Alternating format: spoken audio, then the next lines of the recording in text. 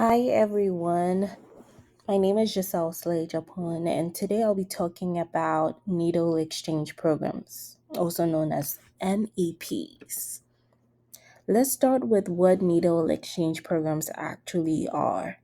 These programs are set up to help people who inject drugs stay safer by giving out clean needles and collecting used ones.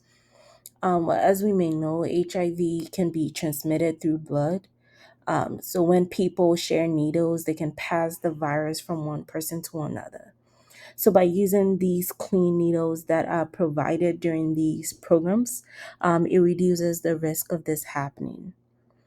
Now, this specifically does not encourage the injection of drugs, but rather focuses on harm reduction. So that is what needle exchange programs are about. The idea is to minimize the negative health impacts associated with drug use. So many of these programs also offer education, testing, and referrals to things like addiction treatment. So they're not just about safety, they often connect people to care and support. Okay, so how do these programs work? These programs got a boost in 2016 when the government allowed federal funding, but it was only for services like counseling or education, not for the actual needles. So local agencies often have to get creative to cover the rest of the funds. um, so you usually find NEPs run through health departments or community centers or organizations. Sometimes even mobile vans that meet people where they are, and these sterile needles are given out for free as well.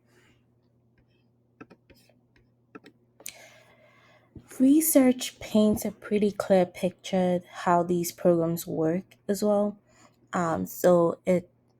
It's a way to save money by preventing infections. We do believe that it is less expensive to prevent these infections rather than curing them.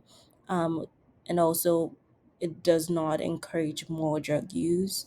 Um, Additionally, they can help people get into addiction treatment through the education and counseling services that these programs also offer. Um, but there are also challenges like high dropout rates, especially among people facing homelessness or prior jail time. And of course, legal restrictions make it harder for some programs to do everything they'd like to. For instance, government only provides funding for education and counseling, except for the actual promotion of giving out these free sterile needles, um, because it is often seen as a way of promoting the injection of drug use. So, okay. So, why does this matter in social work? So, as future or current social workers, they care deeply about dignity, health, and justice. So, the NASW Code of Ethics encourages us to serve vulnerable communities.